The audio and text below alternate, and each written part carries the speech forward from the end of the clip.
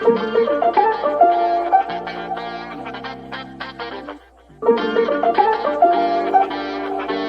know what time it is.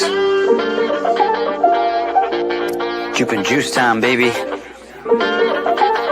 Here we go. You know it's Jup and juice time for the Jupiter DAO. Educating cats, yeah, something profound. We're here to talk facts with enough to go around. We got proposals to discuss before we vote in the DAO. Get your juke locked in and be ready to vote. There's a flood of information, so make sure to board the boat. Decentralization is the Jupiter dream. Big players in the game and we're picking up steam. Yeah, Jup and juice now. Hey, wow, look at this cat, it's a dat like meow. I'm climbing mountains, chilling in the town hall. Every single cat needs a hat, I'm a crown all. Teach culture, share it like a brochure. DAO getting hot, looking like a damn toaster.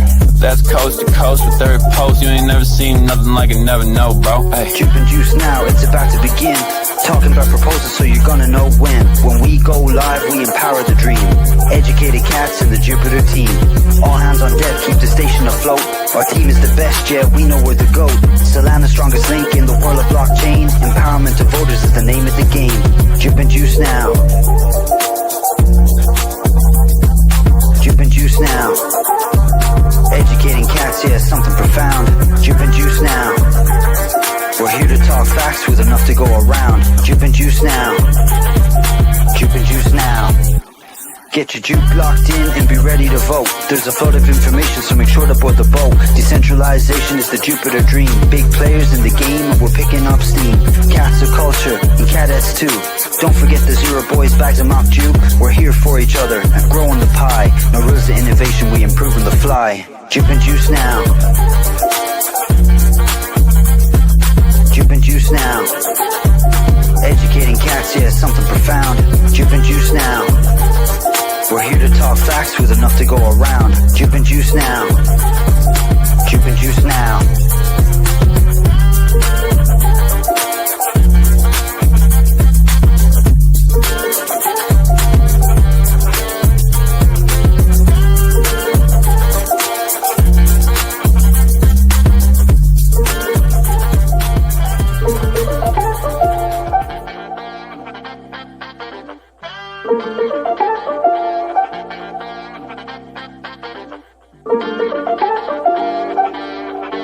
You know what time it is.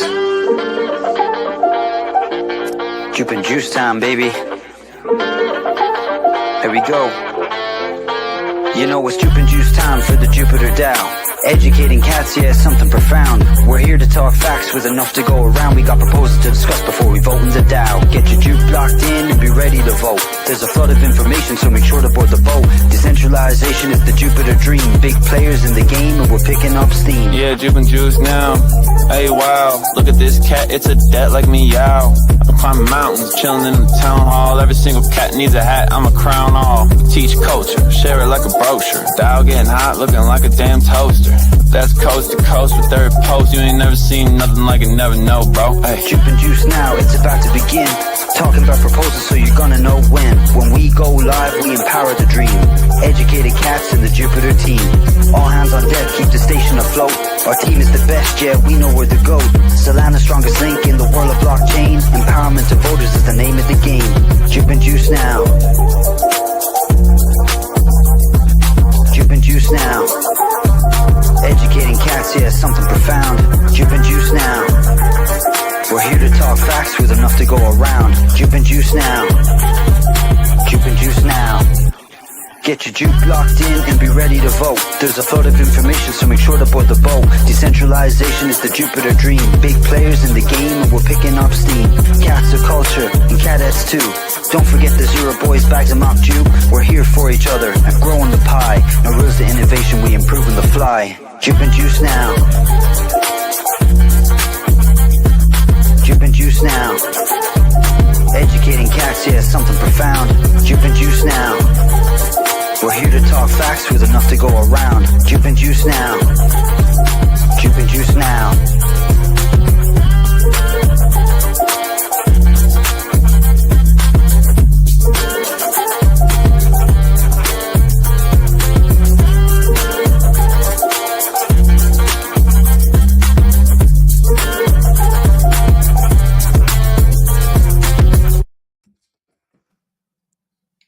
Jupiverse now. Hey, wow. What's that? What's going on there? Oh, son? this. Yeah. This is my lightsaber, bruh. Man's waving out This the is green the sword thing. of the Jupiverse. Yeah, let's see it in action then, bruv. Just gonna hold it there and do nothing, bruv. Green candles, we like them. I am a Jedi. You're a Sith, all right? You give me Sith vibes, bro. Thoughts? Well, I think I'm one of them dark guys. You know what I'm saying? Like I'd be like, you wouldn't see me, bro. I'd be, you know what I'm saying? You need a Yeah, red dark. lightsaber, by the way, for context. I'm definitely from the rebel faction. You know what I'm saying? That's my vibes basically. Yeah. Next pod, red lightsaber sex. Yeah. I'm gonna go take this back to the armory, guys. All right. Yeah, take it to the armory while I address the people, the Jupiverse, everyone that's here. Thank you for turning up. Thank you for showing up for Jupe and Juice as you do week in, week out. It's your boy Sax. Wake's playing with his green toy, but I'm here. I'm the grown up. You know what I'm saying? But the facts is, we've got some stuff going on. Shout out Catalytics. I can see them in the chat. Song was good, of course. Shout out Vellum. Shout out everyone here. Zamsaw, Monique. It's nice to see the same faces week in, week out. And yeah, our boy is back. I mean, I was just thanking everyone for turning up. And yeah, you put your toy away now, yeah? What toy? Yeah. That's real. That's live ammunition, mate. That's real artillery. Yeah. Well, to be fair, I mean, it could do damage in the right hands. To be fair. Yeah, exactly. It is. You say it correctly, bruh. Oh, Star Atlas, what up? I'm so happy to see you guys day in, day out in this chat, for real. When I open our little streaming app that we use to show you guys this stream once a week now, by the way, and I see these same names in chat, it just gives me this cozy feeling, bro. Yeah, I feel nice and warm inside. It's our people, man. You're my people. You're Wake's people. You're Jupe and Juice people, man. We like, it's not a joke when we say that. Like, you're our people. I mean, Catstand Ball, you know that we was there. Wow. We was, it was real, man. It was really real. Anyone who missed it, come to the next one, please, man. You have to come to the next one. It was wild, man. It was absolutely. There's rumors in around the streets that it may be in Amsterdam, but that may be fake news. Don't call the lawyers. That's not confirmed yet. But there will be another one, and I think it may be sooner than we think. Oh, anyway, I'm just marveling at the background. Obviously, people can probably tell it's changed. It changes like every 2 weeks with me. I keep moving things about, but we're trying to get things looking as good as possible because you guys turn up, so we make the effort. But there was a little hint, man, in the comments. Fire emojis, a big, massive name in the space, letting their presence be known. They're here. Exactly. Star Atlas. Me and Wake are massive gamers. So is Irish. So is Satchel. Satchel's a freaking pro gamer. So I mean, I'm better than Satchel, but I mean, we still need to do that, right? We still need to have that gaming night to really establish who's who and what's what. I mean, we already know Irish is the worst. You can put those memes up on screen as much as you want, but we know that I am the general. We know Irish is struggling. He's struggling when it comes to this thing. But yeah. But anyway, let's talk about what's happening on the show tonight, because I've Bro, what isn't happening on tonight's Jupe and Juice episode 45? We have maybe the biggest name in crypto gaming, or at least on Solana, and one of the most ambitious Web3 titles ever, Star Atlas on Jupe and Juice. Thanks. Dude, when we started, wow, picking up Star Atlas and talking to the CEO live and direct is just a dream, bro. And also, yeah, go on. And also, we have our very own Spaceman, who's an avid gamer who's pushing a gaming initiative, I'd call it, in the Jupiverse. And we're going to get a bit of alpha on what he's been cooking. So I'm pretty stoked about that. Yeah, it's no accident we've got Spaceman with Star Atlas on the same show. That's no accident. We make these things happen. So that, he's a gaming guy. His name is Spaceman. He's on with Star Atlas. You can't make this stuff up. But I was going to say, in the early days, I think I remember me and you having a chat and me saying, well, it would be sick if we had Star Atlas on the show. I can remember that, because like for us, there's big names in the space. We've been around for a little while, and the number one game on Solana. Yeah, like, no. The number one game on Solana has been Star Atlas for years and years and years. So for them to come on our show is a massive privilege, right? And I'm pretty sure there was a time you said it about Luca Nets. You was like, oh, it would be nice if, like, imagine if we got Luca Nets on the show. And so it's actually these things. Jupiverse! Yeah, like it's Come on, happened. man. These, it's mad. It's like these things have manifested. We've had these conversations, and then these things have happened for Jupe and Juice. And it's because of you people, man. It's because It's you come because of you. and you watch. Yeah, because you come and watch. If no one was watching us, obviously no one would want to come on or whatever, right? So we appreciate you for making it possible. And more to come. More to come, as More always. to come. Yeah. Actually, so much more, but we're going to get into that maybe in another pod. And without further ado, traveling from Jupiter on his intergalactic railway line, it's Spaceman from the Jupiverse. Yeah, let's bring him up. No more, Big man. no more delays. We got the Spaceman What's himself. up? What's happening, Spaceman, bro? What's up? Hail from the space and the stars to all Jupiter fans out there. How y'all doing? Wait. I'm throwing a J up. I'm throwing my J's up and my fours up. Before we move on, do you know what that means, Spaceman? No, you're asking me, the Victory, spaceman, if I know. It's live long and prosper, everyone. Let's go. Oh, yes. So for those that don't know, Live Long and Prosper is a Star Trek reference. So you better believe that if we have gaming products on, we ain't LARPing, bro. We really are nerds. And Spaceman is too. Welcome, nerd, fellow nerd. Thank you. Appreciate it. From one nerd to another. Hell yeah. That's it. We embrace it, bro. As Jakey said, gamers are the new gangsters. Thoughts? Absolutely. Yeah, Absolutely. I can agree with that, man. Like, let GTA 6 come out, and we'll see, innit? We'll see. The gamers are the new gangsters, bro. Let it be. Games are everywhere. We gotta be like good at games in this world if you want to get by. Yeah, I mean, I've said this a million times. Like, what brought me to this space was gaming, right? It was actually gaming that brought me here. And so let's talk about what brought you here to the Spaceman. Tell us, like, what brought you to this beautiful Solana space, Web3 space. Tell us what got you here? Yeah, so I've been here since the start of Solana. The first mint that ever brought me onto the chain was the SNEX, which was a pretty OG free mint in 2021. And for those who remember, like, their whole proposition was to build a trading card game. And long story short, there was a community takeover. I was a part of that team. We took it over the project, and we've been building an indie trading card game.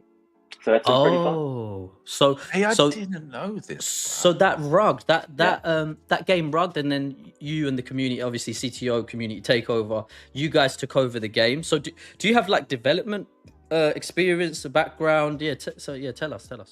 So I was an engineer in before I got into crypto, and then so I knew how to code, and I definitely wanted to get into game development at some point. And so, yeah, when this whole thing happened, I just figured it was the time. So I just took a pivot in my career and kind of dove into game development full steam ahead, and ended up doing a couple of things in this space, not just this TCG. I also worked at another company called The Kingdom. They're basically making like Dungeons and Dragons, but on crypto. And it was super cool. I was community manager there for some time, and helped them to also get some stuff launched there with like some esports kind of interactions that we can touch on later. And then, yeah, also the last thing I've done is to be a part of this other game development project for the Galactic Geckos, which you guys might know as well, another NFT project. Right. Yeah. So you've been around the OG block then, bro. Snake, Yes. which I couldn't get, by the way. I tried to mint a snake, but I couldn't get it. Oh yeah, you tried? And Galactic Geckos as well. Like, what's it like working with Galactic Geckos? I see them turn up on the feed, but I've heard various opinions on the NFT. What's cooking? What do you do? It's so much fun. I mean, the Geckos community is probably one of the most organic out there from the OG NFT collections. And it's just the passion there for the IP is palpable, and makes it so much fun to work with the guys there on creating a couple of experiences we've been working on, and pretty excited to share later this year probably. Can you leak some juice live? I'll leak a little juice. I'll leak a little juice for you guys. Pause. I love the Jupiter community. Gotta give a little juice.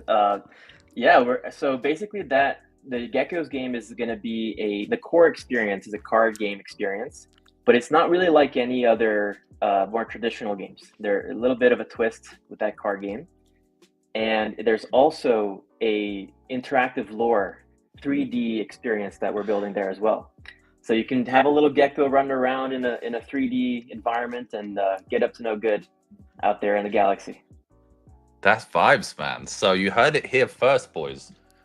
Galactic Gecko game incoming. I wouldn't call it a metaverse because I feel like the term metaverse was really butchered during the whole craze in 2021, right? Yeah, for sure. Yeah, Overused. but that's a vibe, bro. But yeah, I mean, it's when you have enough people who are like capable of building stuff together, I mean, you can get the seeds of a metaverse maybe, right? And like the first little core experience loops. Experience loops. That's so a gaming loop is from point A to B. What is the experience? Like, you get a weapon, you shoot a guy, you die, you respawn. Yeah. So you've obviously, you're a gamer. Do you reckon that gaming's helped you trade? Because I was thinking the other day, bro, all of the micro decisions that you make in a minute, second by second basis in gaming is pretty similar to trading, isn't it? What do you reckon to that, Sax? Like, there's a relationship there, isn't it? I think in terms of like a game economy, right? Like trading NFTs and stuff, like buying something based on its rarity and then selling it afterwards because it might become more sought after and those things. I would agree totally when it comes to gaming and NFT trading. But when it comes to conventional trading, not so much personally, but I get your logic. Like sometimes in some games you have to make quick decisions, and maybe your meme coin trading that makes more sense, but not on Solana, Bitcoin, and your Jupiter or whatever your typical tokens that I trade anyway, because I don't really trade meme coins as much. So, what you're saying it feels the same on meme coin trading? I think trading is the ultimate game for me. Yeah, I remember trading on BNB during the bull run, thinking like, boy, I've not felt like this playing any game. Oh, you mean like the emotions and the feel, and also the feelings. decision making as well, because there's risk reward, bro. Do you peek this corner or not? Do you take this position or not? Yeah, you gotta have reflexes too. If you're gonna do like meme coin trading, you gotta be really quick with them fingers. Dexterity, score. That is true. And some gamers, they need a bot.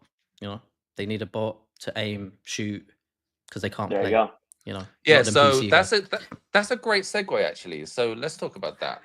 Like aim assist on console, maybe. I mean, aim assist is there because this is all you have, right? Like this literally it.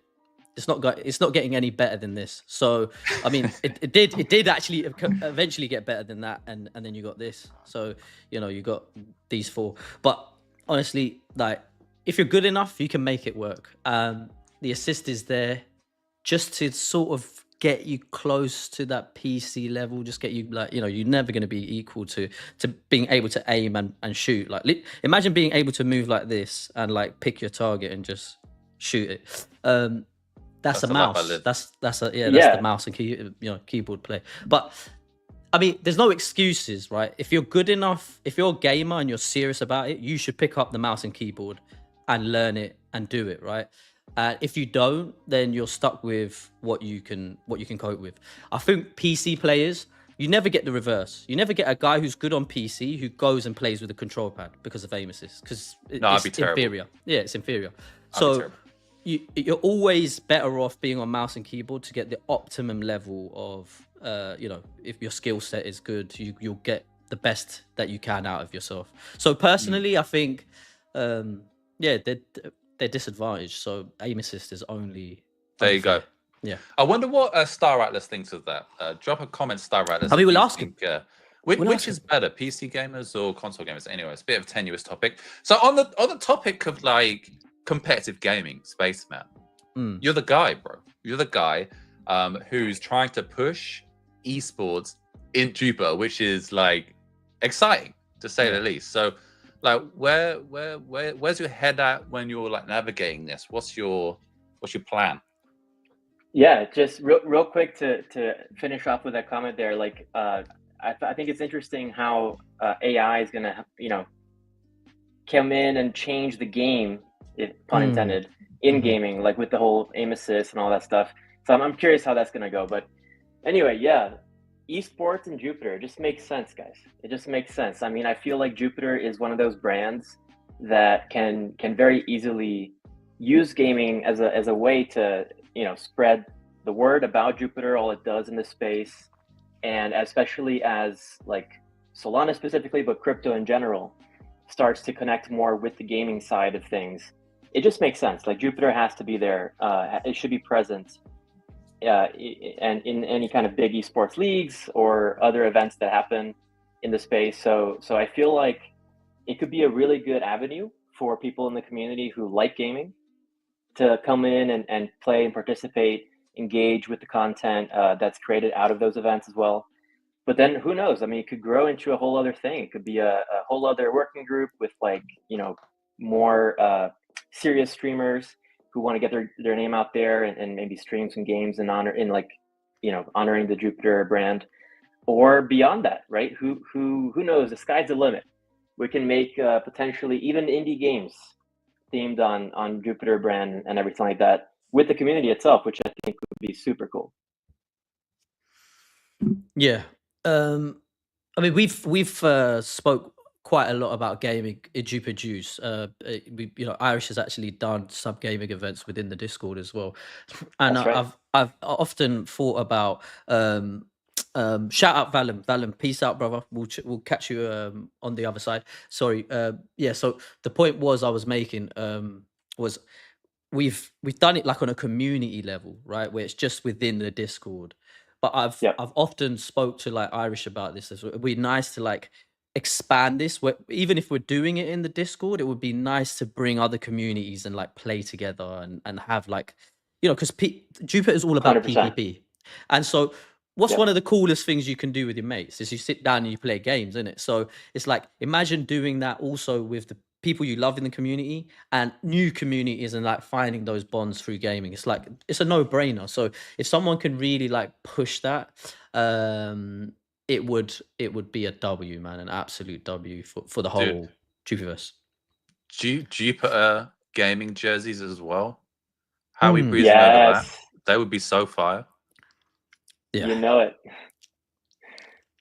So where are you in the pipeline? Like where would you say you are to be able to release a proposal on Duke Research, and where I've been cooking up a proposal. I even brought some of the ideas to Castanbul and was able to talk to some people there, which is really cool about it.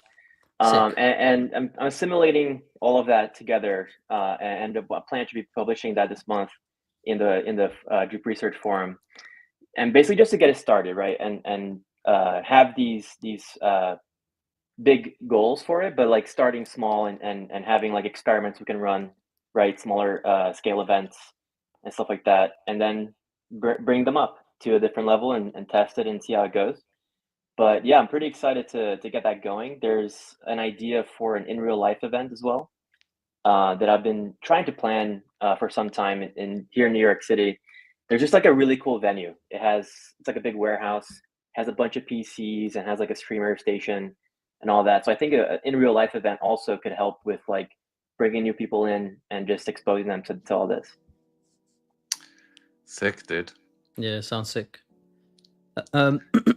What was the response you got from? Was it community members you were sharing this with, or working group members? Like, what was the response you got? Was they excited as me and Waycar? Because we're a little bit biased. We love gaming and stuff. Yeah, it's like yeah. So how did the responses vary, or were they all the same? Yeah, so I signed up to talk to the people like in one of the 4 categories of the talks in the second day, the unconference day.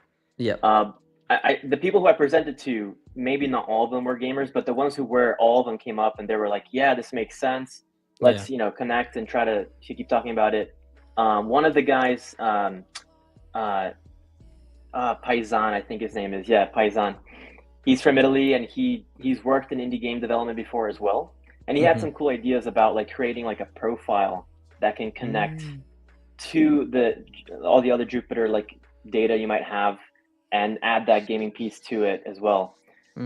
Just as a more of a guided user experience that he was thinking about to connect this to like the bigger Jupiter ecosystem kind of profile for the person. But yeah, like a lot of people were down for events and signing up to help participate. So I'm pretty excited to get a more proper, like lengthy discussion, I guess, on the JUP research forum when I make my post. And that is the place, right? Like we're really grateful for you to come on Jupe and Juice and share this idea. And like it's, you know, he's actually been sharing alpha for us juicers in this chat. So it's a great way for us to like introduce you to the guys. Everyone knows you already, but Jupe research is definitely the place to like get the really fruitful conversation to start wrangling with it.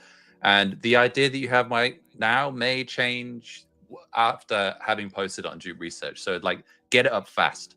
Yeah 100%. Yeah, I would second what Wake's saying. It's really the place to get the feedback and get the naysayers as well's opinion on this, and like really refine what you're trying to do.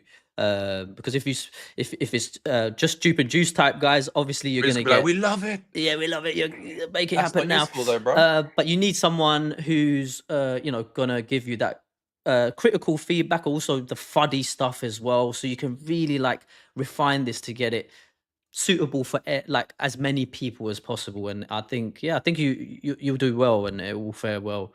And obviously we're here, man. We're here, as you know, like we've spoke before and stuff in the DMs and stuff. We're here for the journey, man. And thank you for coming to Jupe and Juice. Is there any like last things you would like to say or you want people to know before we part ways? I'm excited to get this show on the road with Jupe Gaming. I'm pretty sure everyone, once they see the value proposition, they'll come on board and hopefully give feedback and all that. So I'm pumped for that. I just wanted to give a shout out to Star Atlas. I love the game. I tested their game when they released their playtest and loved it. I'm so happy that they're going to come on here next. Yeah. Also, we're gearing up for a couple of big launches for the trading card games I mentioned before. So just keep a watch out on Twitter, and you guys will be able to catch all of it. And where did they keep a watch? Where did they keep a watch out for that? On your Twitter, or is there other Twitters that you could recommend? I'll be reposting all of it from my Twitter, but there's also like the project account for this the Solana Snicks, and then of course the main Galactic Gecko Space Garage account will have all of those gaming news there. Yeah, awesome. Bro's plugged in. He's plugged in. Everybody give this man a follow, please. Give this man a follow. Thank you, guys. Thank you so much. Last but not least, what's your favorite juice? Okay, so when I was younger, my favorite. He's been thinking about this one. I love this guy. I have. Yeah. My favorite fruit was pear, and like I loved pear juice. I'd only get it in Brazil back home. But since I've become older, I've needed to drink more OJ, and like I have OJ almost every morning. So fresh squeezed orange juice is my new favorite. Classic, absolute classic. See, you had me with the pear, right? You had me with the pear because I've not heard that before, and I'm a pear fan as well. But then you had to go orange juice. But it's okay, man. Orange juice is good, vitamin C and all that. We got a childhood favorite, and then we got a more mature, older favorite. So it's changed over time, but we respect it. You've given us. But I haven't. That's right. Like Wake's stuck in.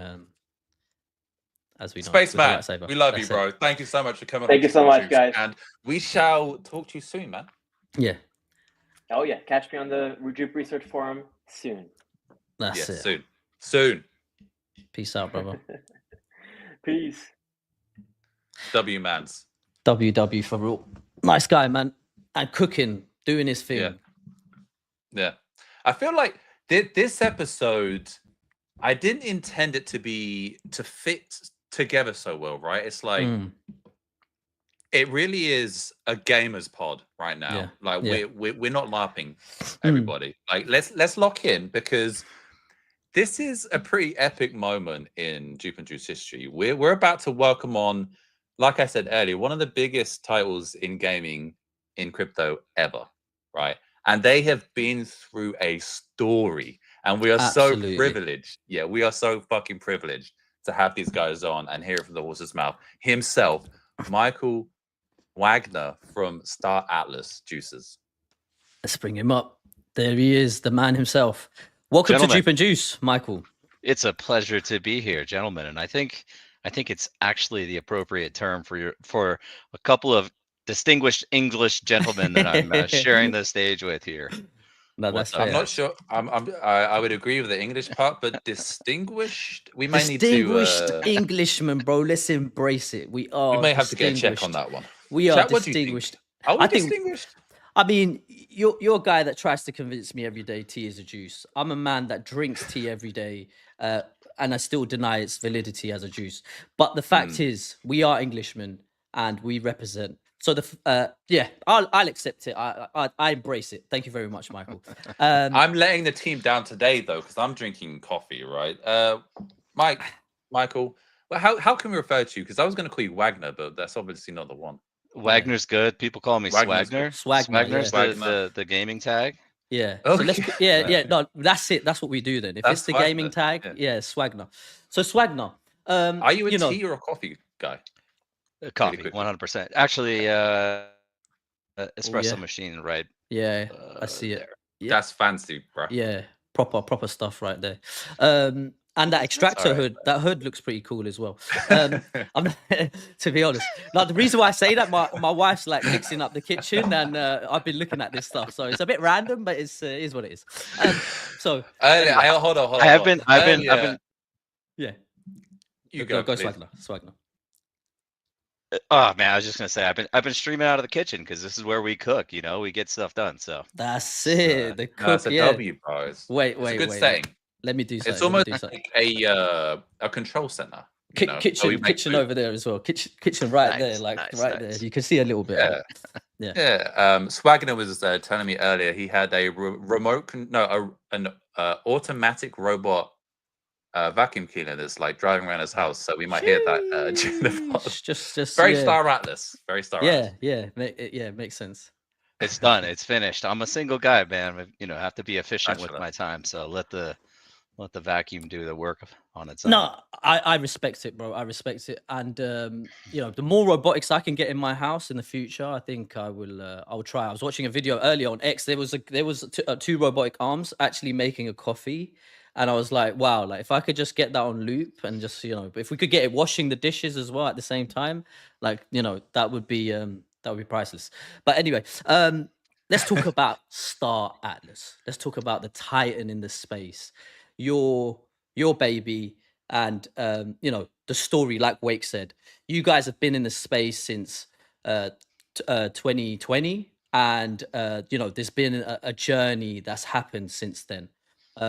There's been ups, there's been downs, the good, the bad, the ugly. So in the Jupiverse, there's loads of people who are new here. They've come in Jupiter 2023, 2024, even 2025. So we want to introduce them Solana's #1 game, right? And not just Solana's #1 game, one of the biggest titles on Web3 Star Atlas. So give us like the beginning, right? How did it all begin? Like how did it all start from like inception to like getting your funding and so on and so forth?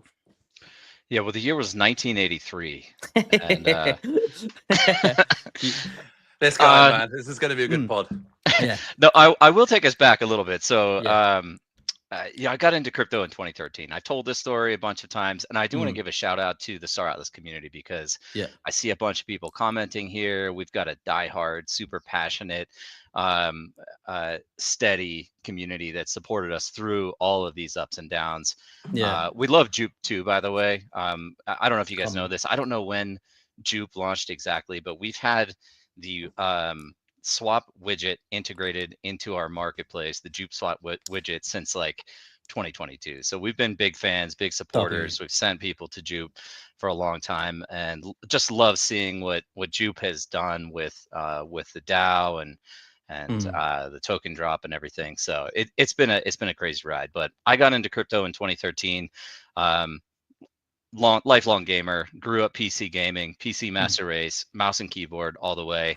Built all my own PCs growing up, and was part of this gaming group. Again, I've talked about it a lot, but where they're called the Lanarchists, and we still, you know, we still get together, still chat. Actually, I've got a pretty heated political debate going on over there right now. But in any case, Lanarchists, and so one of my buddies from that group back in like 2013 told me about mining Bitcoin, mining cryptocurrency, and he was like, we were on a bike ride actually, so you've got a lot of time to talk about this stuff, random things. And he was like, yeah, I've got a milk crate with a motherboard in it and a couple GPUs hooked up to it, and I'm making money mining cryptocurrency. And I was like, well, that's pretty cool. I know how to build PCs.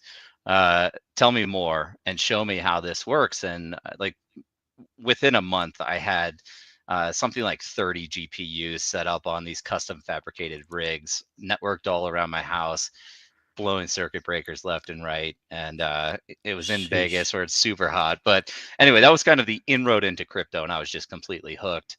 You know, fast forward a few years, gave up the formal career in capital markets from the traditional finance space myself. CFA charter holder, so it's portfolio management, investment and securities analysis, and decided I want to just dedicate my life to blockchain. Like, this technology is extremely powerful, empowering, and innovative, and there's something here. And so I launched a company in 2016 that was a crypto and cannabis company. It was called Tokes, and we were working on financial services for the legal cannabis industry. You know, in the U.S., it's illegal federally, legal at the state level, but they couldn't get access to federal services like banking or credit card payments or any form of electronic payments. So I share that story mostly because it was through the formation of Multi-Chain Ventures / Tokes that I ended up getting connected to two guys, Danny Floyd and Jacob Floyd.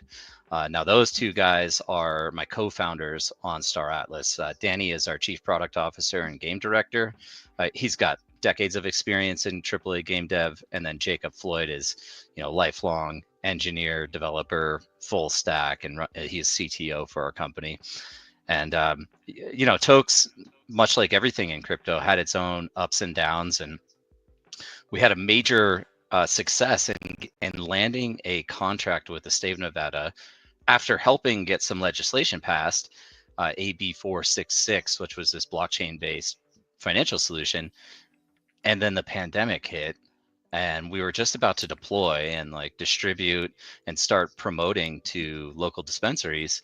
And it was like that door just closed on us. And so the company had kind of pared down. It was just the three of us left.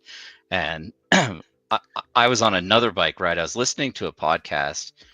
Ironically, it was SBF, and he was talking about Serum and Solana. And like, you know, so that was kind of my first introduction to Solana, and started digging into that, and also thinking through, well, all right, if Tokes isn't going to work, like, I'm not done. What are we going to do next? And I just soft pitched the concept of, let's build a Web3 game. Like, there are some success stories already in the space. And I think we can do something with the combination of high quality gaming with NFTs, with DeFi integration. I was like, why don't we build a game? And both Danny and Jacob were just immediately like as excited as could be. In fact, I don't, not a criticism, but I don't think I've ever seen Danny work harder than in like the 30 days after I kind of pitched that concept to them to get a game design document together, and effectively the entire vision for what Star Atlas is intending to do and what it will become.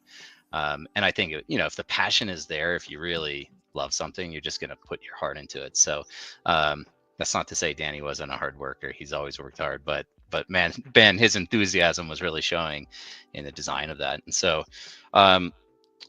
with that whole story kind of there, I mean, what Star Atlas is, what our vision for it is really more than gaming. I'll start with that. But yeah, let's say from the game perspective, we were one of the first to want to bring this quote unquote AAA gaming to blockchain. So ultra high fidelity, space adventure, open world MMO. So that's the idea. And probably the closest comparison is looking at something like Star Citizen. More recently, we get benchmarked against them a lot. Maybe EVE Online from our economic architecture and design.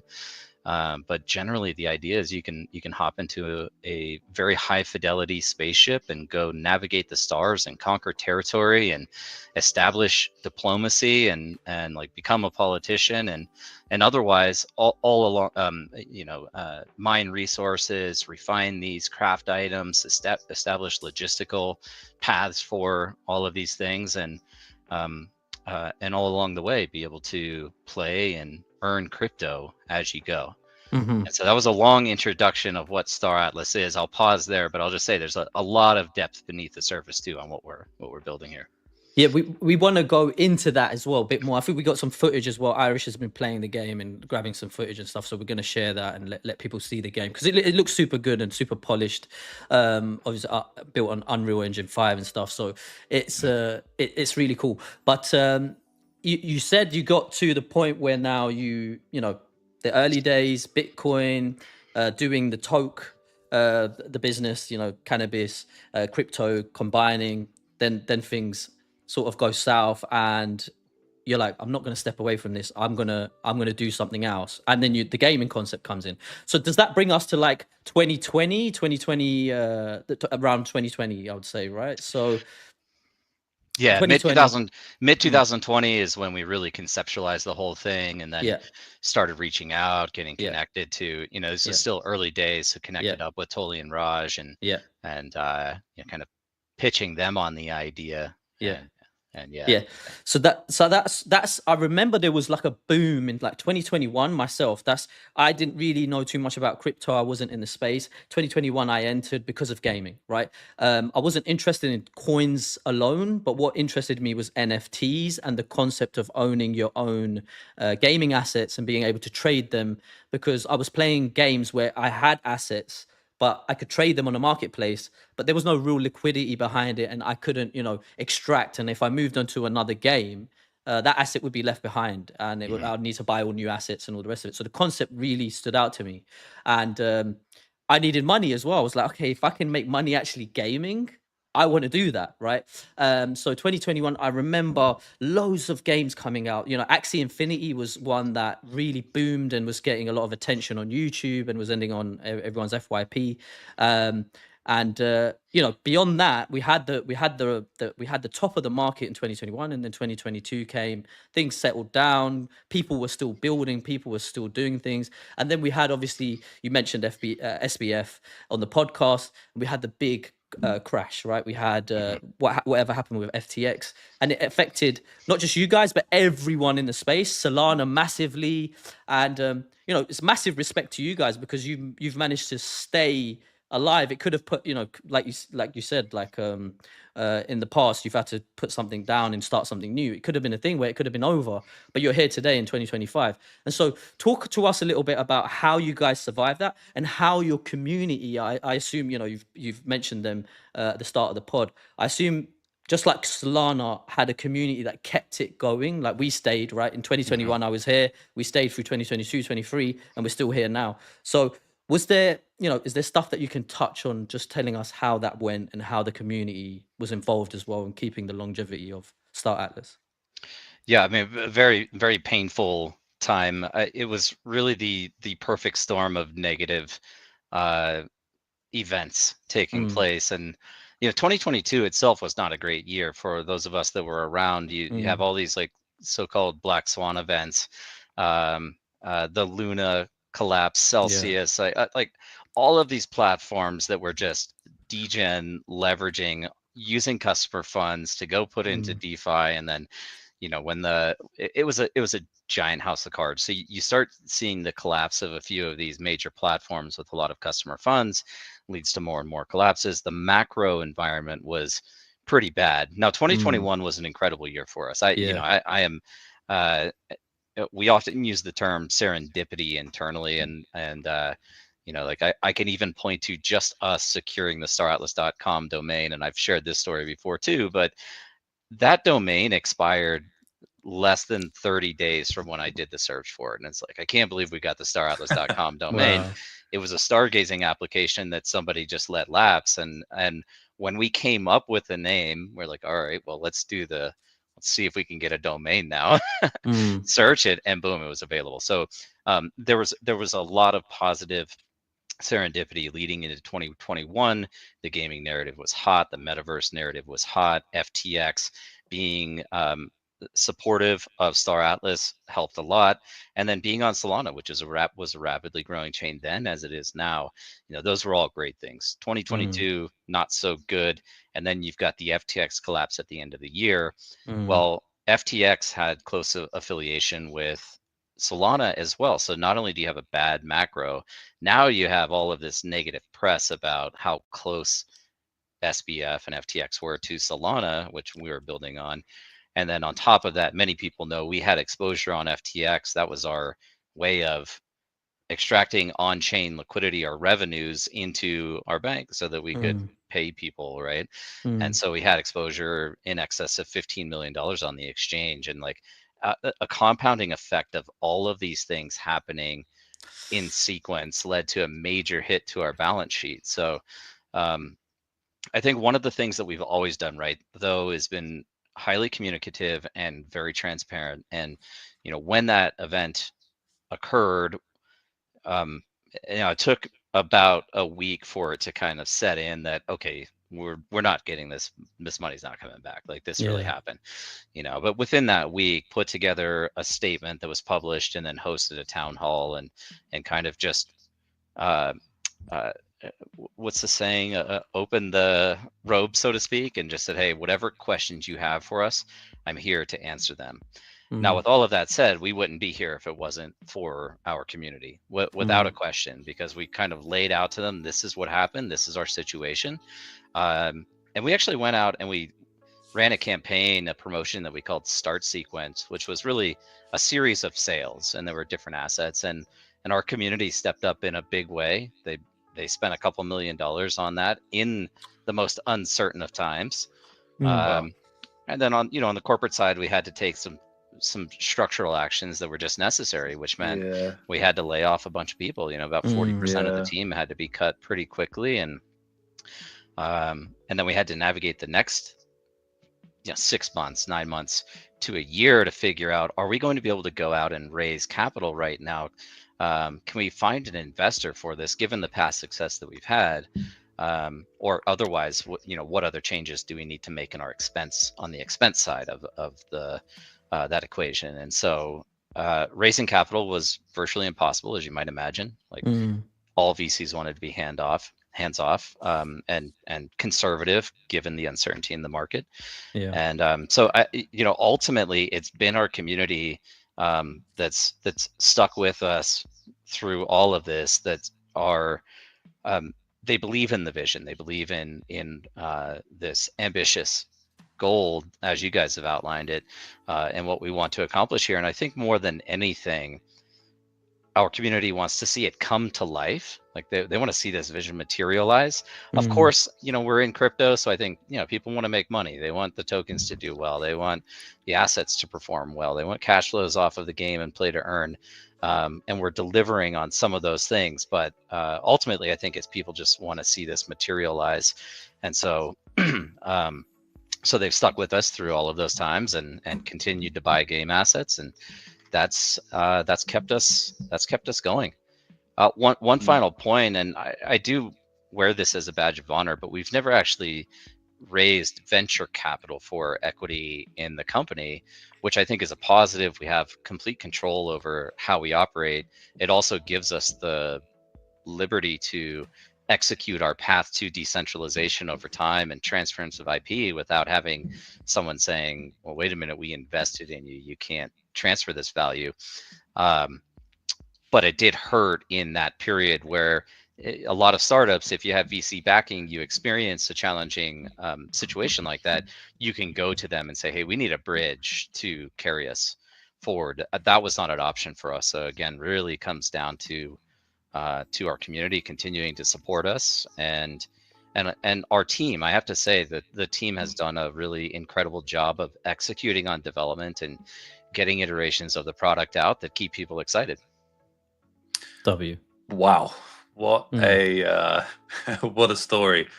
You know, the power of community, and this is really a homage to you guys, right? Like, there really isn't a story like the Star Atlas story, and I think from the outside looking in, there's not really a community like the Star Atlas community either, and it's giving me chills, bro. Like, this story, surviving the FTX crash, that was the end of so many ideas.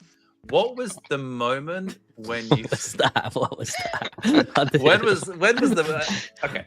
So, dude, When just was real the quick on moment- that. Sorry, Yeah. just really quickly Yeah, on that. There's meme. law. Yeah, give us. We have a guy. He's actually a whale in our community. Yeah. And I might be getting this a little bit wrong, but my understanding is he was living in a tent so he could put as much money as possible into game assets. So like that meme that someone just that one, like that actually happened. That's crazy. Wow.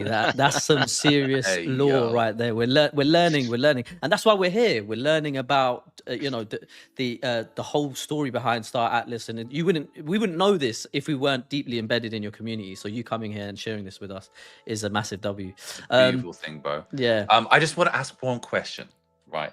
And that is, what was the moment where you were like, fuck it all, it doesn't matter FTX, it doesn't matter about the past, we can still do this? Like, do you remember that moment? I don't think there was ever a moment where I didn't feel that Yeah. way. I mean, Mm. that was my communication internally was, hey, this happened, but like our conviction has always been there. And I think the best founders, the most successful founders and team members, who, by the way, the team also had to deal with this uncertainty of like, am I going to have a job in a couple of months, you know? And I'm so proud of the fact we didn't have anybody quit. Like, not a single person from our team quit through all of that. They all just stuck with it. And, you know, we had to do some things like salary cuts that we've, you know, we had a kind of an equity compensation plan around, but people on the team made some real sacrifices. But, you know, from my perspective, after the event, it was, we are going to find a way through this. We're going to overcome this, you know, and here we are. That's it. Beautiful. Yeah. So we've okay, so we've discussed up until like, maybe we pull up some assets, right, and talk about the actual game itself. We spoke a lot about the game, but we haven't shown any of the game. So let's pull up some stuff. Irish, you're good Let's with the lock memes? in. Yeah, let's lock in. Let's have a look at the game. So obviously you have a marketplace. You discussed that earlier. You know, it was somewhat a staple to the comeback or the survival of Star Atlas at the depths of the lows. And so tell us a bit about the actual marketplace and what can be brought on there. What's the go-to item for beginners, or you know, stuff like that for the newcomers in the Jupiverse who are thinking about maybe coming to Star Atlas and getting involved? Yeah, for sure. And I think there's, depending on how much time we have, there's a number of different things we could discuss. Just to set context for anyone that's new, there are multiple environments that we develop across that allow people to access and play the game. Now, what is probably most on the surface and people are most familiar with is our Unreal Engine game development. This is the highest fidelity. This is where AAA is, but it's also kind of the longest roadmap to bring this thing fully to market. We have a browser-based version of the game that we call Sage, Star Atlas Golden Era. This is really a lower fidelity 2D RTS MMO, but that's where all of our fully on-chain gaming logic exists. It's where the play-to-earn economy is fully live and active today. I think we've done, so we have a great economics department. We put quarterly state of the econ reports out. It's producing something like a $25 or $30 million annualized GDP, which is larger than some small countries right now in a digital universe, which is pretty cool. But that's Sage. We've got our DAO and govern site. We have a build program for co-development, co-creation, and other developers that would like to build out applications, features, services that can cater to our users. and then yes, the marketplace. So what we're looking at right now is part of our Unreal Engine release. This is available on Epic Game Store, by the way. We do get that question a lot of like, when is Star Atlas coming out? There are versions of the game available right now, and we can dig into some of the mechanics that are available for people to play. But this is like the dogfighting arena out in space, using your NFT assets to engage in ship versus ship space combat. But we have racing modules. We have a third-person shooter arena, so arena shooter style gameplay. That's this here. And yeah, so on the racing, it's like time trial combat racing, or just otherwise competitive racing. And then we'll see if this video has it, but in a patch that we just released in December and then updated, or a release in December and then a patch we just rolled out on Wednesday of last week, you can go explore deep space now, take off from a space station, seamlessly navigate through atmosphere, land on a planet, start to explore those biomes. And I will caveat and say there's nothing on the planets yet, but you can at least locate those planets across the galaxy, warp to them, explore those planets, and just check out the environments more than anything else. And then we also have our showroom, which is a place where you can just kind of, that was the first thing we ever released, where you can run around on foot, you can load in your assets, you can experience some of the mechanics, but more than anything, it's about experiencing the fidelity of Star Atlas. Yeah. And that's one of the, so sorry, I'm just laughing at how bad Irish is at Star Atlas. So the fidelity that you're talking about didn't really come through in the clips that we just showed. And that's not you, that's us. Like, that was clips of our own gameplay, and again, we're not good. And it's because it's StreamYard compresses the file down to like 720p, and obviously we're recording a screen share, so that doubles up and makes it look, fuzzy and stuff. But it gives you an idea of what the game's like, and it looks really nice and polished. So get on Epic Game Store, get it downloaded, and actually have a go yourself. Yeah, so. but believe me, the game's beautiful, right? And it's transparent as well, so you get to see ships in various stages of completion. It's a beautiful game. And it's a shame we don't have it, but like a clip of atmospheric entrance is just like, it's gorgeous. That's really the only way to describe it, right? Yeah, how does that work? Because there's no loading screen, right? It's like you travel and then you can see a planet there, and then it's like maybe he's got a video clip of it. Oh, okay, he's found it on is this on YouTube? Yeah, so let's have a look at this.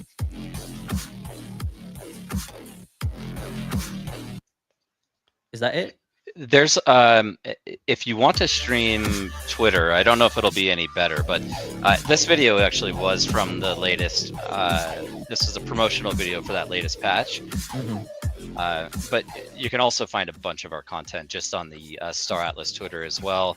The intro clip here was going through Atmosphere, but we've there's a number of different plugins that you can use with Unreal Engine, but our team found this very young, very bright developer who's created his own system of planet tech. And so it's just a combination of Unreal Engine plus the enhancements of this planet technology that allows players to navigate directly through Atmosphere, which is, that's kind of the North Star for space games, is completely like, even not a criticism of Bethesda, but they're a massive studio. They've built a ton of great games, but even in Starfield, one of the criticisms they got publicly is like, you load, you're not actually traveling in space, and it's a space game. And I think to maintain that immersion of really living within that universe, you just you want everything to do to feel like you're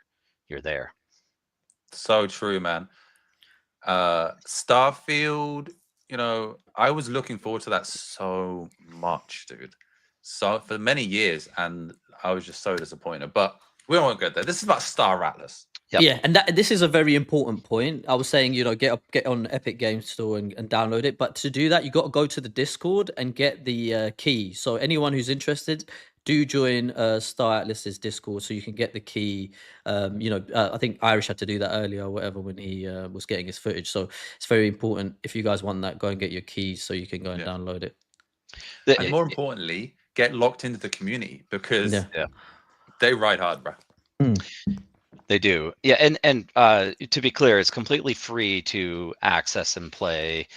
We have various ships that are on rotation, so you can do test flights with them, and it changes every couple of days, so you can get a sense of what the game is like. You can play the third person shooter arenas right now. All of that is completely for free. A little bit of a different story if we talk about Sage. As I said, that RTS 2D MMO that's in browser, but only because that's where the live economy exists. And part of balancing an economy and creating a sustainable long-term financial incentive model is players need to buy and own assets in order to be productive within that economy. So if you want to engage and play to earn, yes, you need to buy some assets. But right now, to check out our Unreal Engine client, completely free. And yeah, there's a game access key channel. And I see Dom here, who's running the Star Atlas Twitter account, said just type /key in there, and it'll give you a key, and it'll be available to download. Nice. Yeah. I studied game development as part of my MSc, so it's an honor to talk to you, like Gigabrain. But what you're saying about the economy is very true. It's a very complex thing to balance, and it's talked about a lot by outsiders and insiders of Star Atlas. Why is it so special? Why is the Star Atlas in-game economy so special? And you're testing it with Sage, right? That's the purpose of Sage. Yeah, it's there's a couple purposes for Sage. One of them was this was actually part of survival mode. The funny thing about Sage, which was really Sage Labs, is that it was an internal development environment for us to test out our on-chain game mechanics. Like if you're, there was some deep complexity there in how we orchestrate gameplay mechanics. So if you're like the coordinate systems, the movement system, mining, crafting, inventory, fleet configuration, all of these are on-chain actions that you take on Solana. Well, it's not very intuitive if you don't have a UI to interact with, right? So our engineering team, just using engineering art, created what we called Sage Labs. Well, as part of survival mode, going through 2023 and realizing we've got to get really something to market that people will want to engage in. We kind of like put a prettier UI on that Sage Labs tool and release that as an MVP out to the public. Now, there are some other benefits. One is accessibility. We've kind of always envisioned having a browser-based interface for players to engage in, because I do really think of Star Atlas as being this global, borderless digital nation. We want to create this really strong economy, which means I want people from everywhere around the world to be able to access this and take advantage of these opportunities. Well, in order to do that, you have to find some solutions for accessibility, which means things like having a high-end gaming PC aren't ubiquitous around the world. Now, I'll give a little shout out to Shaga here, because we've been doing some collaborative work with Shaga, and they're also working on DPIN Cloud Gaming, which I think is going to help us get the AAA client delivered to more people around the world as well. But a browser environment helps for onboarding, makes it easier to access. 2, testbed. Well, 2, we can develop faster in the browser than it takes to build this really high fidelity game client. And then 3, it's a testbed for things like the economy. Huge credit to our econ department led by Chris Smith, PhD in economics. And so we put a lot of forethought into designing economic architecture in a way that we believe is going to be that will more closely resemble the way that the real world works, for one, which means there needs to be layers of complexity in these logistics that actually create opportunities for players. If everybody can do everything at all times, there's no real demand for trade or exchange between users, right? And I'll say, like, right now, our economy, as complex as it is actually the simplest version that it will ever be, because as we release more features and depth to the game, this only gets more and more complicated, which again is really good, because if you're a player and you can identify an opportunity or a niche for yourself in a particular game strategy, that means you have an opportunity to monetize that. But the other part of it is also making sure that we're not falling victim to some of the pitfalls that other Web3 games have done, Death which is spirals, yeah. hyperinflationary emission curves, which, like, on the surface is really good at attracting users, but it's not good at retaining users. And we've seen this kind of cycle play out multiple times, where the early people that get in, they're making massive ROI on engaging in the game, but then there's an ultimate collapse in the value of both the assets and the currency as a result of this hyperinflationary emission curve. And so we've never really done that. The way that your earnings potential scales in Star Atlas is really closely tied to your capital investment into the game, so to speak. So, like, the more assets you buy, the more assets you own, you're able to produce more, which is commensurate with the amount that you've put into it. And so, but with all of that, then it's like, just doing those things alone isn't necessarily going to create a sustainable economy. It's also managing a lot of the underpinnings of like both game design and economic values, which is, well, how many of a particular resource over what period of time should a ship be able to mine something? Like how right? scarce. How scarce, and also, you know, coupling that with the sinks. So, like, what do people do with the assets after they use them? And I think we have a lot of different systems in place that people are taking advantage of, and it's there's enough variety in it that it gives people plenty of utility for the resources that are being extracted, and therefore for the game assets. So there's obviously, you know, multiple transactions happening by one user at any given time because of the complicated economy. So is that why you chose Solana? Yeah, it was one of the very early justifications. But we needed a very high transaction throughput network with very low costs. You know, and like I still remember the earliest marketing, or the marketing of Solana at that time was, I think it was something like, you know, 500,000 transaction throughput, sub-second finality. That was another key component for us. So, like, it's not only high transaction throughput, but how long does it take for a transaction to settle on the blockchain? And we've always envisioned having this fully on-chain game logic. And so if you want to execute on a real-time game that feels full speed, and you have transactions going through, well, those transactions need to hit the network and be recognized by the client very quickly. So those are some of the core technological reasons for picking Solana. Yes. So your transactions and actions are real time on chain. There's no off chain ledger that has a loop that's like enacting them all in buckets almost. They're all real time live. In Sage, yes. Now this will be a little bit different when you get into the Unreal Engine client. We still kind of have to sort out how do things like combat systems reconcile with on-chain activity in the future. That's a problem we will solve when we really get there. But you know, if you're flying around in Unreal Engine and you're shooting another ship, well, each bullet isn't an on-chain transaction, for example. So with this in mind, with Solana being home, obviously Jupiter's home too, but why do you think not more games are made on Solana? Why? Because you know, the grandfather is Star Atlas. Like, why isn't there other games? That's a really great question.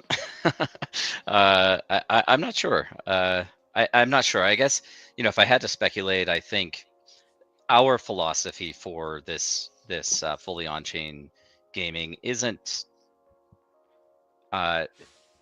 isn't shared by many. I think I think a lot of games have taken far more of a Web 2.5 approach versus a full Web 3 approach, which might have merit. You know, certainly I think there's an argument to be made for simplicity of user onboarding. What I'm not a big proponent of, and I've said this many times, is this idea of like full obfuscation or abstraction of the technology from the end user, which is to say, like, I actually think our users should know that they're interacting with a Web3 game and what the benefits of that are.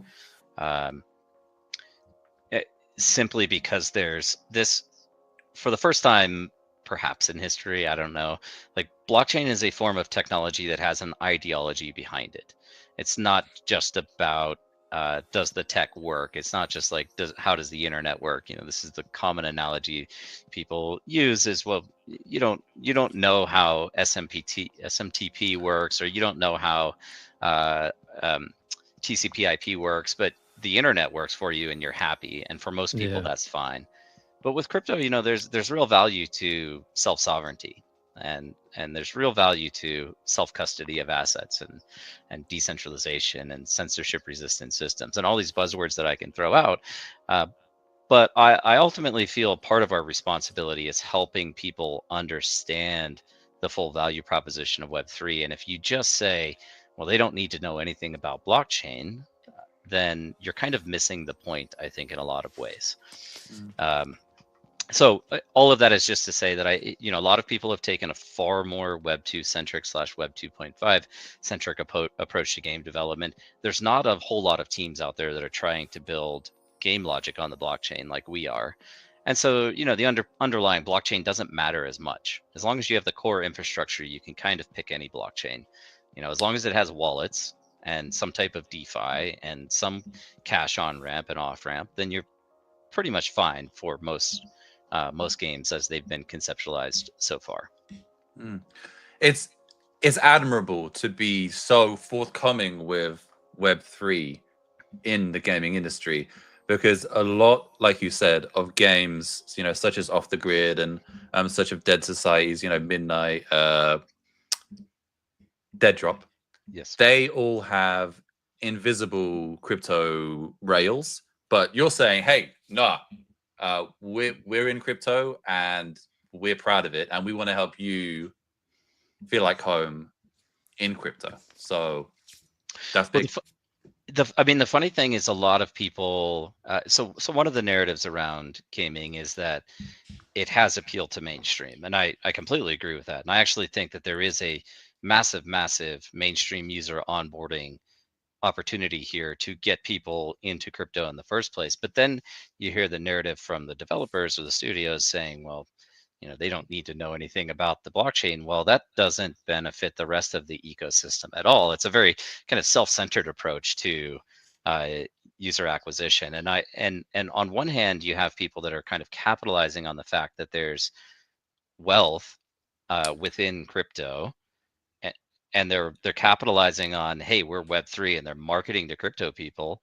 But then they're like, when we get the mainstream audience, they're never going to get exposed to anything else out there in the crypto space, right? And that's this is very much a personal ideology. Like, there are differences of opinion on our team about simplifying things, but this is very much my personal philosophy on this whole topic. Based on that, right? Let's talk about the vision. Let's talk about the future. Where do you see, idealistically, where do you see Star Atlas? Like, it's been 5 years. So where do you see Star Atlas in 5 years from now? Like, idealistically, like, what would the game be like? What would the user base be like? If you could have everything your way, how would Star Atlas look in 5 years? Yeah, we've always said from the beginning, like, the AAA version of this game is a minimum 5 to 7 year development cycle.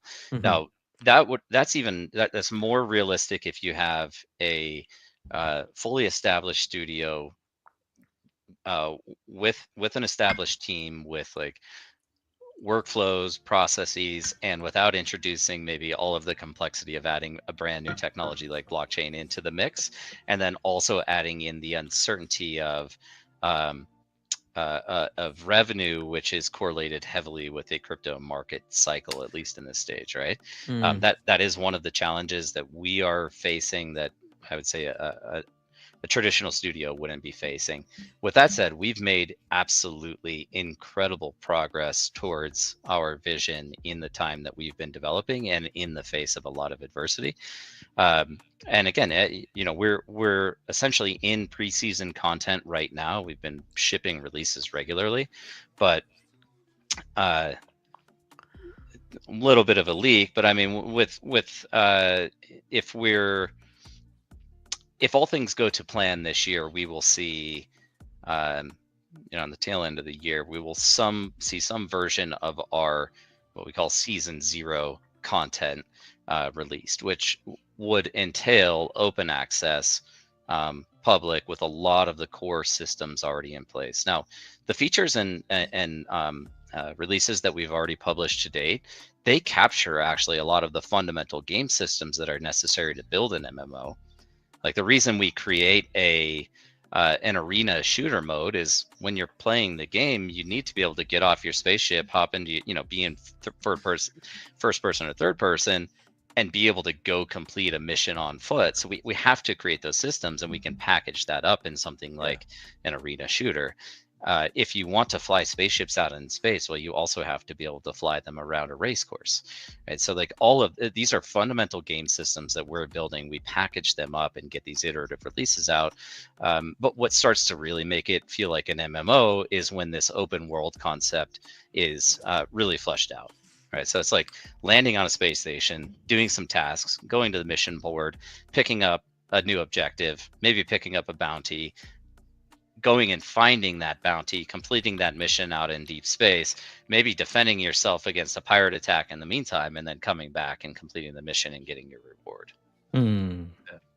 I think sometimes people don't appreciate how hard game development is. It's like so immensely dense. The code bases are thousands and thousands and thousands and thousands, if not millions of lines of codes. It's just unreal. It's such an enormous undertaking, and with such an ambitious title, it's like, bruh, people have to understand that they're building modules to be pieced together, right? Which you can go play now, by the way, and they're pretty badass. So I recommend you do. Yeah, I mean, like Unreal, you can just go hop in and just be engaged, right? Just have some fun. I think the other facet of this, though, that is a significant benefit to us is that our assets do produce real value in return beyond entertainment for our users today. That's why the economy was so important. Right, and the economic sustainability was so important, is because having a certain degree of reliability and cash flows off of your assets while you play this game and wait for us to get some of like the other really exciting big stuff that's in the pipeline out. It's a way for us to, in a way, reward our community and our users and our gamers for taking this journey with us.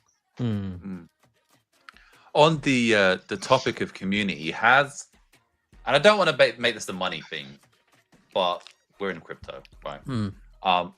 Has there been any stories from your community that have made a W in the Starless ecosystem? Like maybe they hit a nice trade or cooked really hard farming or something like that?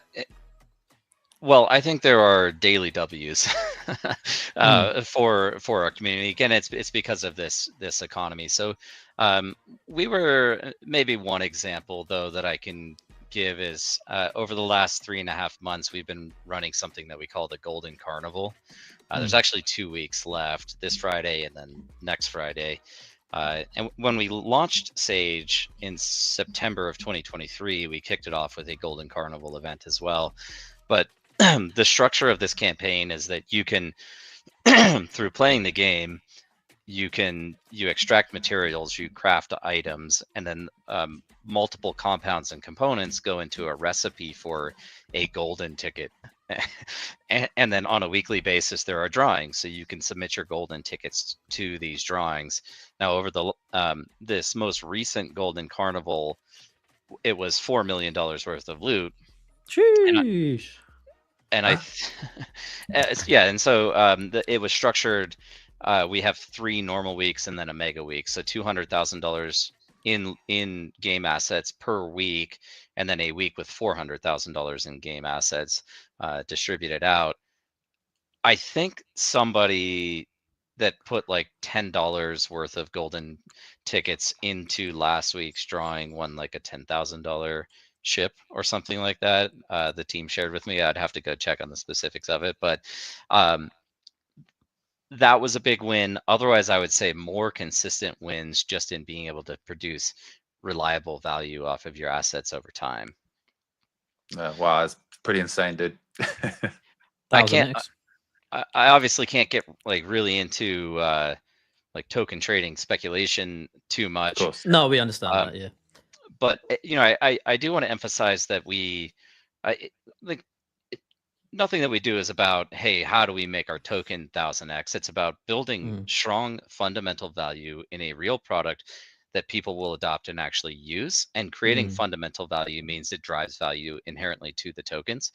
But tokenomics are important to me. I am constantly thinking about how do we enhance the utility of our tokens and retention value. And so we have some things that are also up and coming, like an addendum to part of our locker structure, kind of staking structure.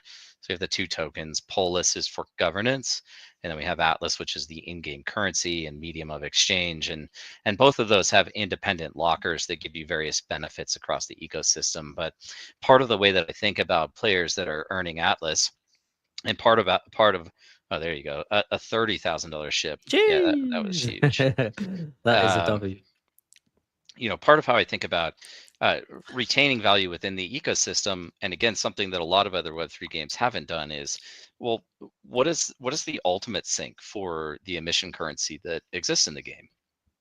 There's 2 ways that we kind of manage this, and one of them is driving exchange between users, first of all. So again, going back to that strategy and specialization topic, well, if one player is mining hydrogen and crafting fuel, and another player is mining biomass and crafting food, and they both need both of these consumable inputs, well, now we have a marketplace where they can trade effectively, and the underlying currency of that exchange is Atlas. And so you always kind of need Atlas so that you can buy some resources that you require to operate, and you're always making Atlas off of some things that you've produced and sold. So that's one way. But the second way is leveraging the Atlas locker staking mechanism as a bit of a savings account for the player. It enhances earnings potential, but it's also going to provide all of these different benefits throughout gameplay. And so players are kind of encouraged and motivated to take their earnings and then leverage the locker as a savings account, which effectively absorbs those emissions. And again, gives them benefits for as long as they want to play. And then at some point, Sax, I think you mentioned it like way at the beginning of the cast, was, when you quit a game, you kind of just abandon anything that any value you created there. Yeah. Well, at some point later, if you do decide you want to stop playing Star Atlas, well, liquidate all of your NFTs and pull your money out of the locker and liquidate that and move along. And that's going to be possible. Yep. Obviously, we're the Jupiter DAO, right? And I don't know if this is true or if this is just rumors, but I've heard that you guys are trying to implement some sort of DAO system within the game. So you've had the factions and stuff, and at some point you want there to be governance, and then really just decentralize the whole system. So is that true? And how would that work? Like, how are you planning to make that a future thing? Yeah, 100% true, but also exactly, well, it's in some ways already live. So this was like, other game studios don't have to figure out how to decentralize their game product and ecosystem over time. We've always stated that that's part of our mission, is doing that. And so we had to build a DAO in order to accommodate that. So these lockers, the Polis locker specifically, gives you some portion of emissions from the Polis emission curve, but we have proposals and voting taking place now, and so I want to say it was July of last year that proposal and voting mechanism came fully online. Now we managed the ideas and kind of progression of an idea through the proposal process in our Discord in some governance channels, but we have foundational pips that have been passed. We have an ecosystem fund that's been passed. The community approved the sponsorship or co-sponsorship of our very first hackathon that we called the Nabathon. That was leading up to Breakpoint of last year. And what the community has authority over from a governance standpoint right now is control over a treasury of a couple $1 million. Now it fluctuates because it's denominated in Atlas and USDC, but let's just say it's something like $2.5 million right now in treasury value. And one of the biggest advantages we have as a product is that we have a way of driving revenues to the DAO itself, and that is off of the game economy. And so every action that you take in the game that has any form of taxation associated with it, well, that revenue goes to the DAO. And this is part of the, I'll use the term like gift that we're creating for the world is, you know, any other studio would say, oh, you're collecting tax revenue off of gameplay actions. We're going to take that revenue and we're going to put it on our balance sheet as a company. Well, instead of us capturing that value for us, we're passing that value straight through to the DAO. And so the larger the economy grows and the larger the GDP grows, that taxation is collected off of gameplay activity, which then just continues to fund this DAO.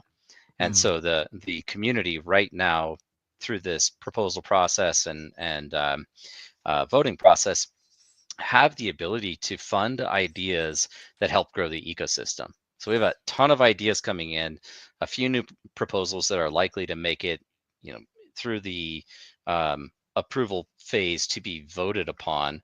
And you know, one of these examples is somebody would like to host a community meetup event in Cologne, Germany, during Gamescom. Right. And so having the DAO fund the community meetup so people can get together around this conference, that's one thing, but also putting together a platform that enables community meetups all around the world. It's also funding development and co-creation. People that want to build a product, they want to build a service, something that ties directly into our on-chain game logic. They're able to do all of this, and they can submit a proposal, request funding, and build the thing out. And now we have a universe that is being co-created by more than just Automata, our studio.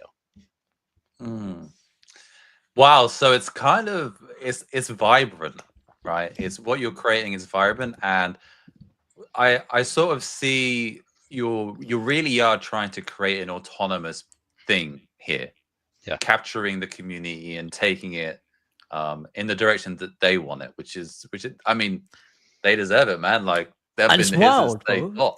Yeah, it's wild because you think about it. Yeah, there's so many gaming companies out there that just won't do anything like this, and they make so much money, like so much money, right? And they just don't. I don't know if it's because they don't have a crypto mindset or they don't have a decentralized mindset. They always just want to get that money back to their investors or whatever it is, their shareholders. It's all about profit, profit, profit. But of course, you have to make a profit to be sustainable as a business and all that. But to actually be giving back the $2 million in the treasury is absolute smoke. It's crazy. You know what I mean? Like, it makes me want to be part of that community. It makes me want to play that game, because it's like, this is what it's all about. You know, this is what the future of gaming to me is like. So, you know, people are investing their money, but that money is not just, you know, it's not just going to into the pockets of the creators. It's coming back, and it's shaping the future of how this game is advancing, and the community is advancing, and how they're, you know, real people are coming together. It's really cool, man. And it's just like crazy people, that billions of dollars are made on games, and they don't do this. Like, they don't even, you know, they're not willing to do this. So it's good to see, man.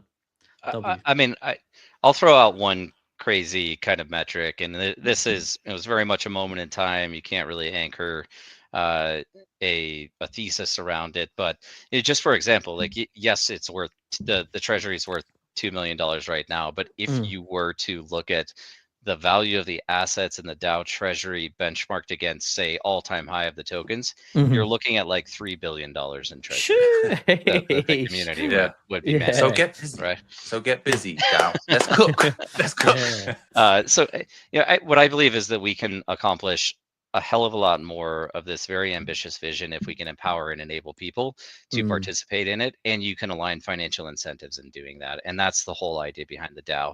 And for what it's worth, I mean, we as a studio, we are a stakeholder in that DAO as well. So like, we ultimately, when the idea is to kind of transfer this IP of Star Atlas into this decentralized structure, and I see Mike Bradley signal out there making some comments like, we've established a system that allows for Star Atlas to be self-perpetuating and self-funding. And I say this very reservedly because I want to make sure people know that we don't have any intention of going anywhere. But conceptually, it is entirely possible that Automata gets elected out of being the core developer of Star Atlas, and some new studio comes in and takes over, and we're not the core builders anymore, or we're just the core builder of a particular function or feature. I don't think that's going to happen. I think people are pretty satisfied with our work, but that's ultimately possible. And what's more important about that is, I think of Star Atlas as a forever game / universe, and so 30 years from now, 40 years from now, 50 years from now, like Automata may or may not be around, but Star Atlas will still be around. And somebody's going to be building it. And there's a core financial mechanism at the center of it that allows for that funding to take place. Get me hype. Well, I think you have 2 new cadets that will probably be joining a ship in Star Atlas pretty soon. What would you say? I'm accurate there? I'm going to need a bloody PC. I don't even have a PC. I'm on this. This is true. Hey, this is my Mac right here. This is what I'm running on. You know what I mean? Like playing Star Atlas on that. But I mean, we're figuring things out, right? So if I get upgraded, bit tight for us. Yeah, if I get tight. upgraded, I mean, to be fair, if it's it is what it is. We'll get there. I will get on a planet sometime soon. It's gonna happen. We're gonna make it happen because I mean, we've been invited by Star Atlas themselves, so yeah, we can't mess around. We're gonna make it happen. We're gonna make it happen. Michael, this has been literally electric, bro. Like the story from the FTX clash, the community resilience, the vision. Yeah, it's art, man. Yeah, and I didn't even know the DAO was functioning. The DAO's actually functioning, so it's all happening. It's happening now. Get involved, and thank you very much for coming and educating us on Star Atlas and filling us in and getting us up to date. I feel like I know, and the Jupiverse should know who Star Atlas is, what they're all about. And actually, shout out to your intern, man. He's on smoke. I like what he's doing. He's been here saying some cool stuff. He's plugged in. Hey, yo. So shout out to the Rewind that comment real quick. Rewind that comment. Go to comment? Dom's comment. Lads, reach out. We'll get you some starships. I'll be doing that tonight. Hey, Dom, there you go. So we're in. So thank you once again, Swagner. But because we're not calling you Mike. I keep calling you Mike when I said I would call you Swagner. Yeah, we're breaking frame a little bit. Yeah. So Swagner, and let's do it again sometime when we have more updates and we have things going on that you want to share. Let's bring the Jupiverse and the Star Atlas community together once again, and let's have a chat. Why not? We have an absolutely action-packed release schedule this year. We actually have a big announcement on fleet rentals, which is kind of a scholarship style, not really scholarship, but it is the ability to rent out or rent from other people fleets to be used in Sage. We've got an incredible year lined up, so happy to jump back on anytime you guys want to have me. Distinguished gentlemen, again, I appreciate you guys. I appreciate you guys listening. Not sure about distinguished or gentlemen, but British, you are right, sir. That was episode 45 of Jupe and Juice with Swagner himself, CEO of Star Atlas. Before he leaves, there's a very important question that we must ask and we have to ask. And you know, you've been watching. We don't need to ask it. Swagner, please tell us, what is your favorite juice? I will say I'm pretty addicted to V8. I'm actually a hardcore vegetable juice fan. That's a nutrition drink, bruh. V8, break it down. I think I understand this. 8 vegetables, is it, inside this one drink? So what's in there? That's my understanding. Yeah. Kind of like That's tomato it. juice, like a tomato juice base. But Yeah. part of the reason I like it is it's Uh-huh. also the base for Bloody Marys. Right? So it's tomato juice, but you're putting some extra something in there, that extra sauce. It depends. It depends on what I'm drinking. On the weekend, probably throw a little a little Kettle One in there, but otherwise just the good old healthy vegetable juice. Look at the intern, bro. Hey, you got the right guy for an intern, buddy. Get him on Twitter. Yeah, definitely. Thank you very much, Swagner. And we bid you farewell, and we will see you soon in the actual Atlas Atlas first. Yeah, that's it. In the game. Yeah, we'll be there. My pleasure, guys. Thank you so much. Cheers, Swagner. Thank you. Cheers. Thank you. Man. There's not many episodes in Jupe and Juice that actually a lot of them do, but there's some of them give me chills, bro. Like, sheesh. The thing is, we could have. I don't even know what to say right now. I think we could have asked more and more questions. Like, I'm thinking of questions now. Like, and there was community questions as well. And I apologize if we missed your questions, because it goes how it goes, right? But we will do it again, and we will round up the questions and we'll go through them. But we don't want to take too much time. I did want to go through the chat and check some questions and go through, but it's just it's already been an hour and a half, and so we apologize we didn't get through any community questions. But we'll do it again. We'll run it back. Yeah, you'll have your chance. Yeah, the man said he'll come on any time. We'll have him. So we're distinguished Englishmen, even though Wake says he's not. I am. It is what it is. I've been drinking. Okay, buddy. I've been drinking my water with lemon and mint in there. I've gone through a whole damn jug, bro. I've gone through a whole damn jug. That's how we do it. Couple of healthy boys on Jupe and Juice tonight. Distinguished. Swagner with his V8, and you with your your water. That's it. What was you drinking? Coffee, bro. Yeah, get out of here, bro. Let's get him off the screen. Get him off the screen. I'm with the start. Juices. Get him off the screen, bro. Thank you very much. Juices. Thank you for tuning in. 2,470 of you. No, but wait, for some updates quickly before we go, right? Solana, Saga. The actual Jupiter app is coming to the Saga phone. So if you're someone who has a Saga, if you have a Saga, this is the trademark triangle thing. If you have a Saga, go and get in the Telegram chat. If you're not in the Telegram chat, go to the X, the Jupe Mobile X, and DM them, or just comment on one of their things and say, "I've got a Saga. Let me get the beta. Let me get on the Jupe Mobile app for Saga." And who knows, man? Who knows? I don't want to say anything, but who knows? So grab that. Thursday, 555 vote information. Meow's crazy idea. We're going to get more information on that on Thursday's Planetary Call. That's right. Thursday's Planetary Call 555, and actually some on the timeline. If you go and check the timeline, Meow's been on a pod with Thread Guy. So go and check that out. Maybe he's dropping some alpha there, and all the good stuff. But 555 Thursday, we're going to find out more. And ASR, thank you for tuning in. active staking rewards for DAO participants. So all of that juicy alpha is going to be available for you later in the week, and we will cover it as well, as we always do at Jupe and Juice. So make sure you check out the channel. Irish has got his cheeky little chappy on camera. So shall we bring him up for the end screen? Is there something he's is there? Yeah, nah, I mean, it's just 5 bro. Yeah, we can bring him up. Where's Satchel? We're gonna bring everyone up, or what's the deal here? Satchel's not around. Just Juice. Let's bring Spaceman also. It's just popped up. Let's bring Spaceman up as well. There we go. That works. Juices are in the middle. There we go. Thank you, everybody. Okay, actually, let's put him next to his. Thank you so much, guys. We got to do this as the thumbnail. You don't want to do this Star Wars thing? Yeah. Is it this way? Live long and prosper. Star Trek. Star Trek. All right, yeah. Bye, everybody. Live long and prosper, everybody. Live long and prosper. Keep it up. Hold it, space. Okay.